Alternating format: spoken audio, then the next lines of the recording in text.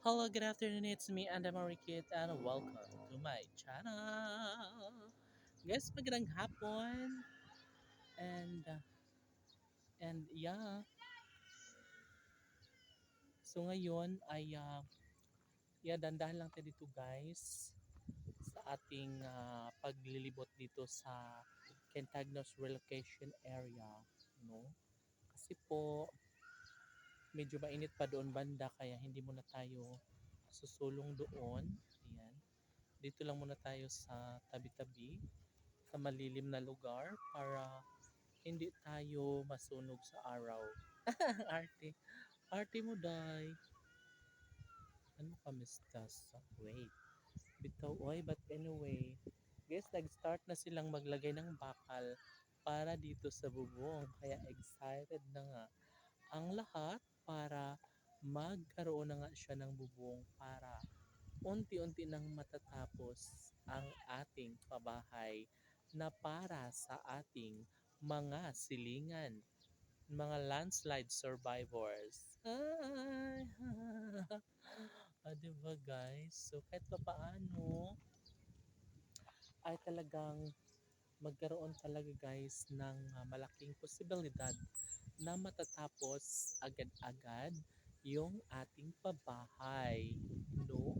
Siyempre, lahat ay mayroong patutunguhan lalo na darating ang tamang pagkakataon na malipatan, no? Sana nga matapos na ito agad-agad para at least kahit papaano ay matapos na itong bahay sa mas lalong madaling panahon.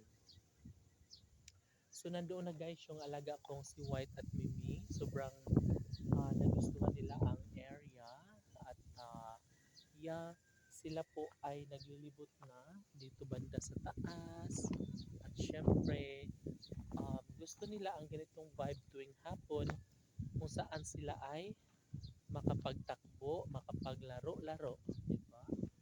So guys, alam no, sana nga ay matapos na nga ang mga bahay dito upang sa ganun ay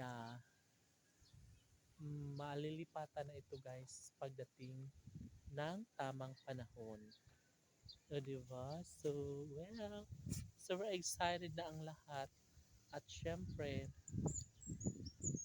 ayan dito po banda ay ito yung papunta palabas guys. At guys, tingnan nyo po, oh, di ba marami ng bakal sa taas? So, malapit na siyang lagyan ng bubong. Ganun siya ka-excited. Ganun po ka-bilis ng kanilang paggawa ng bahay dito. So, yun lamang po at maraming salamat. Ingat!